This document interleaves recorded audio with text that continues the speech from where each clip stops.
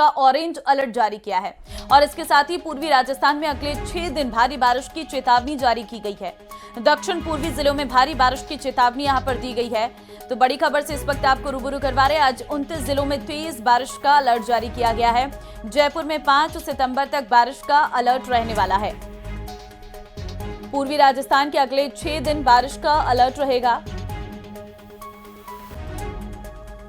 लगातार पश्चिमी राजस्थान में भी भारी बारिश की संभावना जताई गई है। तो इस बार का मानसून मेहरबान है और मानसून के चलते लगातार बारिश की चेतावनी जारी कर दी गई है। पश्चिमी राजस्थान में भी भारी बारिश की संभावना जताई गई है। जयपुर में 5 सितंबर तक बारिश का अलर्ट जारी किया गया है। पूर्वी राजस्थान की बात करें तो अगले 6 दिन बारिश का अलर्ट वहां पर भी रहने वाला है। दक्षिण पूर्वी जिलों में भारी बारिश की चेतावनी जारी की गई है। तो बड़ी खबर से इस वक्त आपको रूबरू करवा रहे हैं, जहां पर बरसात की मार ने जनजीवन को पूरी तरह से अस्त व्यस्त कर दिया है। खबर जयपुर से है, जहां जावर माइंस इलाके में तेज बारिश से हालात बिगड़ गए। सड़कों पर पानी भर गया और तेज बहाव में एक बाइक सवार बह गया है। हालांकि मौके पर मौजूद लोगों ने उसकी जान बचा ली, लेकिन पार्किंग में खड़ी कार भी पानी के तेज बहाव में बह गई। कई घंटे तक लोग वहां जहां के तहां फंसे रहे और गांव में कई जगह पर रास्ते बंद हो गए। आसपास के पहाड़ों और नालों से आए पानी ने पूरे इलाके को जलमग्न कर दिया है। तो ये तस्वीरें इस वक्त हम आपको दिखा रहे हैं, जहां पर खबर उदयपुर से आपके सामने है। तेज बहाव में बाइक के साथ एक युवक बह गया। तस्वीरें आप देख सकते हैं। तो गनीमत रही कि वहां पर मौजूद लोगों ने उसे बचा लिया। पार्किंग में खड़ी कार भी तेज बहाव में बहती नजर आई है। आप देखिए, ये कार जो पार्किंग में खड़ी हुई थी, पानी का बहाव इतना तेज था कि पानी अपने बहाव के साथ ही, अपने रफ्तार के साथ ही, अपने वेग के साथ ही इस गाड़ी को भी अपने साथ बहा कर ले गई है। जावर माइंस में बारिश से सड़कें पूरी तरह से जलमग्न हो चुकी हैं। कई गांव का संपर्क पूरी तरह से टूट चुका है। ये बहता पानी लोगों की जिंदगी पर एक भारी खतरा बना हुआ है। 2 तस्वीरें उदयपुर की हैं, जहां पर किस तरह से बारिश की वजह से नदी नाले उफान पर आ गए हैं और पानी का ये बहाव सब कुछ अपने साथ बहता ले जा रहा है। बात भीलवाड़ा जिले की करें तो वहां पर रुक रुक कर हो रही है भारी बारिश, जिसने जनजीवन को पूरी तरह से अस्त व्यस्त कर दिया है। जिले की मुख्य नदियों बनास, बेड़च और कोठारी में आए तूफान से यातायात पूरी तरह से ठप हो चुका है। नदियों के तेज बहाव के कारण कई महत्वपूर्ण मार्ग बंद करने पड़े हैं और वाहनों की लंबी कतारें लग गई हैं। बनास नदी ने काछोला, ककरोलिया घाटी और बिगोद खटवाड़ा मार्ग पर अपना कहर बरपाया है। नदी के खतरनाक स्तर पर पहुंचने के कारण मार्गों पर वाहन संचालन पूरी तरह से रोक दिया गया है। वहीं बेडच नदी की पुलिया पर 3 फीट से अधिक पानी बह रहा है, जिससे बरलियास और बरुंदनी के बीच यातायात पूरी तरह से ठप हो गया है। पार कर रहा था और अचानक संतुलन बिगड़ने से पलट गया है। तो आप देखिए, डंपर पूरी तरह से पलट गया। सड़क पर मासी नदी की रपट पर यह हादसा हुआ है। टोंक से बड़ी खबर इस वक्त आपको दे रहे हैं, जहां पर गिट्टी से भरा डंपर नदी में पलटा है। भारी बरसात के बाद यह नजारा है। हालांकि लोगों ने ड्राइवर की जान यहां पर बचा ली है। करौली से बड़ी खबर है। पांचुना बांध से एक बार फिर पानी की निकासी शुरू हो गई है। बांध के 2 गेट खोलकर की जा रही है। 2650 क्यूसेक पानी की निकासी। भारी बारिश के चलते बांध से शुरू पानी की निकासी। बांध के डाउन स्ट्रीम में अलर्ट किया जारी। लोगों से बहाव क्षेत्र में नहीं जाने की अपील की गई है। जल संसाधन विभाग के अधिशासी अभियंता सुशील कुमार गुप्ता ने यह बाबत जानकारी दी है। तो बांध के 2 गेट खोलकर पानी की निकासी यहां पर की जा रही है। बांध के डाउनस्ट्रीम में अलर्ट जो है वो जारी किया गया है।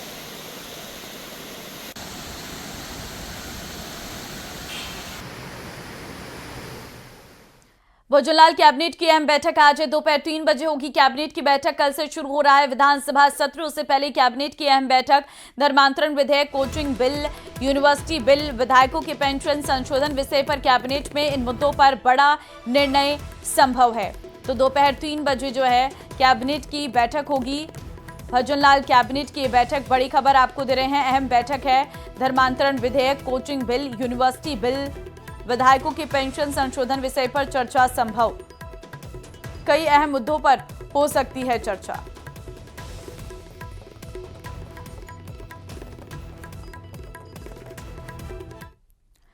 विधानसभा का मानसून सत्र कल से शुरू होने जा रहा है। राज्य सरकार ने मानसून सत्र को लेकर अपनी तैयारियां शुरू कर दी हैं। ये मानसून सत्र कई मायनों में बेहद खास रहने वाला है। ये रिपोर्ट देखिए।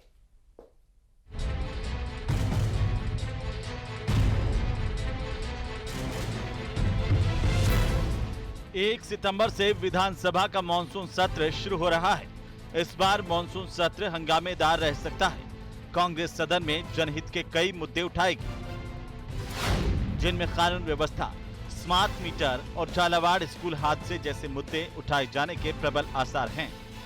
निकाय पंचायत चुनाव करवाने और किसानों से जुड़े सवालों पर भी जवाब तलब किए जाएंगे। दलितों पर अत्याचार और खराब सड़कों जैसे मुद्दे भी सदन में गूंजेंगे। इसके अलावा खैरथल तिजारा जिले का नाम बदलने का प्रस्ताव भी इसी विधानसभा सत्र में रखा जा सकता है। सरकार की प्राथमिकता उन विधेयकों को पारित करवाने की भी रहेगी जो बजट सत्र के दौरान पेश किए गए थे, लेकिन विरोध के चलते उन्हें प्रवर समिति को भेज दिया गया था। अब मानसून सत्र में ऐसे विधेयक पारित कराने के लिए सरकार अपना जोर लगाएगी। इनमें Rajasthan coaching centre regulation bill, Rajasthan भू राजस्व संशोधन विधेयक और राजस्थान भूजल प्राधिकरण विधेयक शामिल हैं। संभावना है कि मानसून सत्र में सरकार इन विधेयकों को पारित करवाएगी। इसके अलावा धर्मांतरण विरोधी बिल को लेकर भी सत्र हंगामेदार रह सकता है। मानसून सत्र में सरकार इस बिल को भी चर्चा के लिए रख सकती है। ये बिल 3 फरवरी को बजट सत्र में विधानसभा में प्रस्तुत किया गया था, लेकिन उस समय चर्चा नहीं हो सकी थी। सत्र के दौरान विपक्ष भी इन विधेयकों पर सरकार को घेरने की रणनीति बना रहा है। ऐसे में सदन में जोरदार बहस देखने को मिल सकती है। Bureau report, news 18 Rajasthan.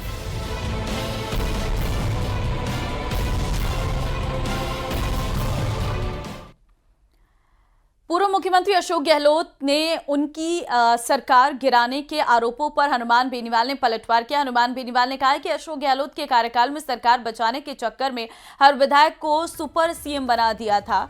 CM के सभी अधिकारी और पीएसओ तक सुपर सीएम थे। उस समय एक नहीं, सारे ही पेपर लीक हो गए। रीट लेवल फर्स्ट की जांच अगर सीबीआई से करवा ली जाती तो कांग्रेस के आधा दर्जन नेता महेश जोशी की तर्ज पर जेल में होते। वहीं नागौर सांसद हनुमान बेनीवाल ने कहा कि डॉक्टर किरोड़ी लाल मीणा बहुत शांत स्वभाव के हैं, लेकिन कई बार बोल जाते हैं। जब उनसे बात की तो अलग तरीके से पूछा तो वह हाइपर हो गए, क्योंकि उनके आसपास के लोग बार बार उनसे कहते हैं कि आप सरकार में हो, आपकी कम चल रही है। सारा क्रेडिट हनुमान बेनीवाल को मिल रहा है, लेकिन अब सारा मनमुटाव खत्म हो गया है।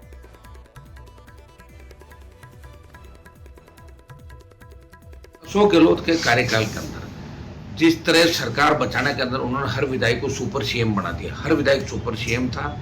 देवाराम सैनी जो उनका सबसे नजदीक था, उससे लेके सीएमओ का अधिकारी और ये पेपर लीक के जो मास्टरमाइंड थे, उनके पीएसओ से लेके जिस तरह के हालात हुए, कई बार हाईकोर्ट सुप्रीम कोर्ट ने गहलोत सरकार की पेपर लीक की घटनाओं को लेकर, एक पेपर लीक थोड़े हुआ, सारे पेपर लीक हो गए।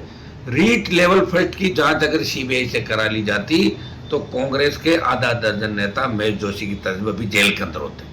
तो गहलोत साहब का कार्यकाल कैसा रहा सब लोग जानते हैं। और वसुंधरा जी और गहलोत का गठबंधन था, दुनिया जानती है। गहलोत वसुंधरा गठबंधन हमेशा चला। एक बार ये सरकार में आते तो 9TV की जांच कराएंगे, ये आते तो हम वसुंधरा की जांच कराएंगे, लेकिन कभी किसी ने जांच नहीं कराई। बोल देते हैं कई बार, मैं बहुत साथ रहा हूँ उनके, हमने बड़ी लड़ाई लड़ी मिलकर साथ, और ऐसा कोई हमारा इश्यू नहीं था। हो गया वो तो मीडिया का जो चैनल ले रहा था, थोड़ा सा पूछने वाले ने उस बात को अलग तरीके से पूछा और उससे फिर वो हाइपर इसलिए हो गया। उनके आसपास के जो लोग हैं ना, वो बार बार उनको कहते हैं साहब आप तो सरकार में हो, सरकार में भी अपनी कम चल रही है, और हनुमान जी बैठे हैं, सारा कैंडिडेट उनको मिला, बार बार उनको पंच करते हैं। तो कहीं ना कहीं उनके मन में गुस्सा होगा। हाँ, कोई बात ही नहीं, खत्म हो गया सारा मामला। और ये जो आज जिस तरह पेपर में छपा, ये मैंने नहीं कहा कि 200 करोड़ रुपये मैंने दिलाए अशोक गहलोत। ये सत्तान गुप्ता ने, श्याम सुंदर काबरा और सत्तान गुप्ता में बैठे थे, उन्होंने कहा कि मैंने अशोक गहलोत से पैसा दिलाया था। ये मैंने नहीं कहा कि मैंने पैसा दिलाया। वो डॉक्टर साहब खुद ही आरोप लगा, उनको पता नहीं मोरार का कौन था, कांग्रेस का कैंडिडेट था, कह दिया उन्होंने गुस्से में, कह दिया यार कल सारी बातें नॉर्मल हो गई। हमने भी कह दिया लड़े साथ, और बड़ा वो एक ऐसा क्षण था, उसके बाद हमें भी दुख हुआ कि भाई इस तरह की बात नहीं होनी चाहिए, लेकिन हो गई। दर्शन के लिए उमड़ रही है तो राधा रानी और ललिता सखी के विग्रहों का अभिषेक किया गया है। राधाष्टमी पर मंदिर में भजन कीर्तन का आयोजन। करौली में राधा रानी का जन्म उत्सव बड़ी धूमधाम के साथ मनाया जा रहा है। विशेष पूजा अर्चना मंदिरों में हो रही है। राधा रानी और ललिता सखी के विग्रहों का अभिषेक हो रहा है। करौली से संवाददाता धर्मेंद्र लाइव इस वक्त हमारे साथ है। धर्मेंद्र, राधा रानी का उत्साह बड़ा जोरदार देखने को मिल रहा है। आप जरा भक्तों से बात करिए और तस्वीरें दिखाइए। देखिए, बताना चाहूंगा, करौली अपनी मंदिरों की संख्या के चलते लघु वृंदावन के नाम से विख्यात है। 400 से अधिक मंदिर है और इसके चलते करौली धार्मिक नगरी कहलाती है और इसीलिए इसे लघु वृंदावन कहा जाता है। अभी हम मदन मोहन मंदिर में मौजूद है, जहां माता राधा रानी और ललिता सखी का अभिषेक कराया गया और अभिषेक के बाद बाकायदा माता जी का श्रृंगार किया गया। श्रृंगार के बाद अब माता की आरती होगी। यहाँ बड़ी संख्या में श्रद्धालु मौजूद है माता के दर्शन करने के लिए। सबसे पहले हम श्रद्धालुओं के लिए माता राधा रानी और ललिता सखी के दर्शन कराएंगे और उसके बाद हम श्रद्धालुओं से बात करेंगे कि उन्हें माता के दर्शन करके कैसा लग रहा है।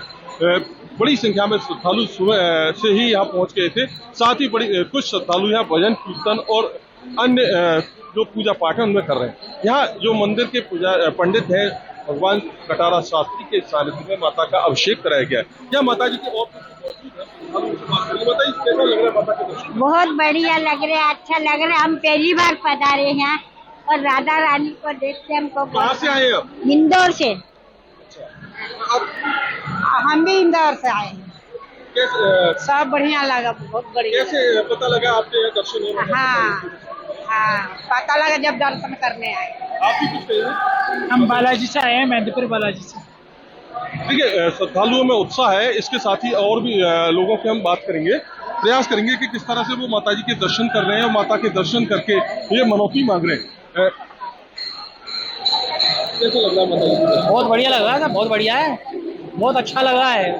क्या मान्यता है माता जी को? का जो मान्यता सब मान्यता पूरी होती है यहाँ, तो जो कोई मांगता है उसे पूरी मान्यता पूरी होती है। श्रद्धालुओं में न सिर्फ भगवान मदन मोहन और राधा रानी ललिता सखी को लेके उत्साह है, साथ ही वो यहाँ दर्शन करके अपनी मनौतियों को मांगते हैं। कुछ श्रद्धालु और भी मौजूद हैं जो माता जी के भजन कीर्तन करके अपने आराध्य को रिझाने का प्रयास करते हैं। कि किस तरह से श्रद्धालु लगातार भजन कीर्तन और नृत्य करके भगवान को रिझाने का प्रयास कर रहे हैं। जी बिल्कुल नजर आ रहा है, भक्तों में उत्साह उल्लास है। जरा राधा रानी के दर्शन करवाइए, किस तरह से उनका श्रृंगार विशेष रूप से किया गया है। बिल्कुल, देखिए ये भगवान मदन मोहन का विग्रह है जहां हम मौजूद है। इनके आगे अब राधा रानी और ललिता सखी का भी विग्रह मौजूद है जिनका बाकायदा श्रृंगार किया गया है और माता जी की आरती की जाएगी।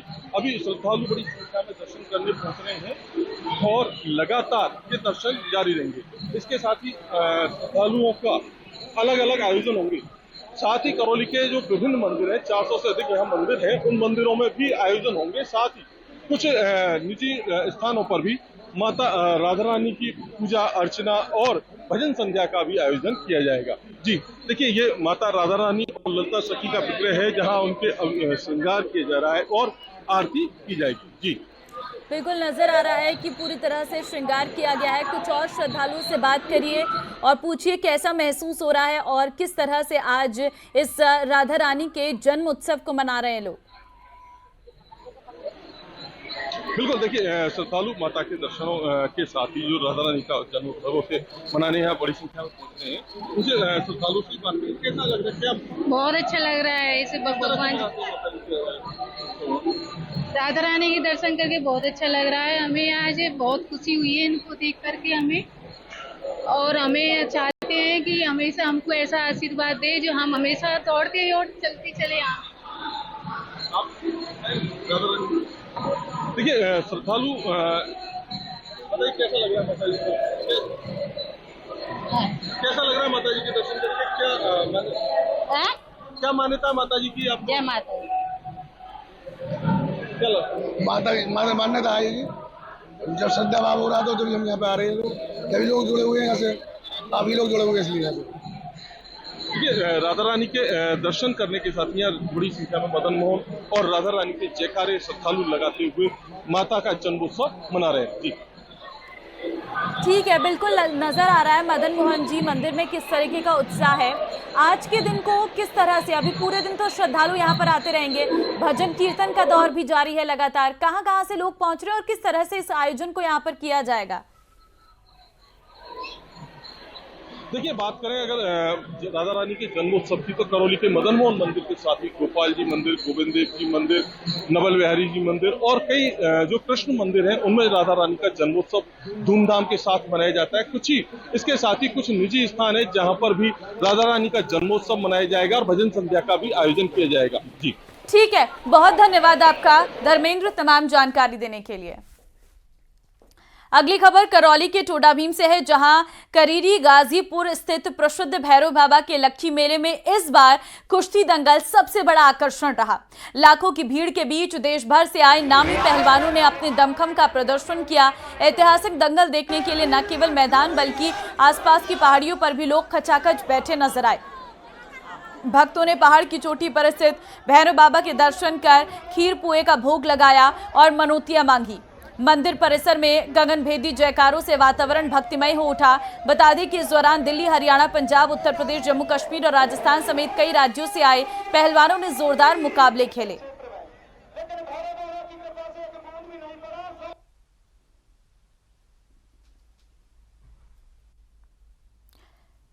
तो दंगल का आयोजन यहां पर किया गया।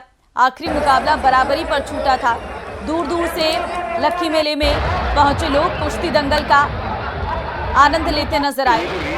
खचाखच लोगों से पूरा मैदान भरा रहा और इस दौरान दंगल देखने के लिए भारी संख्या में लोग पहुंचे थे।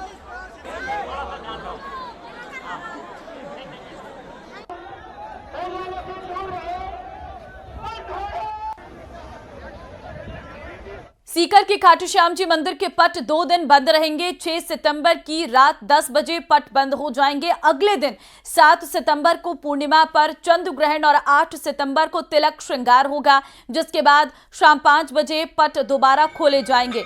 पट खुलने के बाद ही श्रद्धालुओं को दर्शन मिल पाएंगे और इस संबंध में जानकारी श्री श्याम मंदिर कमेटी की ओर से दी गई है। तो सीकर के खाटू श्याम जी मंदिर के पट 2 दिन बंद रहेंगे। 6 सितंबर की रात 10 बजे पट बंद हो जाएंगे। अगले दिन 7 सितंबर को पूर्णिमा पर चंद्र ग्रहण और 8 सितंबर को तिलक श्रृंगार होगा, जिसके बाद शाम 5 बजे पट दोबारा खोले जाएंगे। पट खुलने के बाद ही श्रद्धालुओं को दर्शन मिल पाएंगे। इस संबंध में जानकारी श्री श्याम मंदिर कमेटी ने दी है।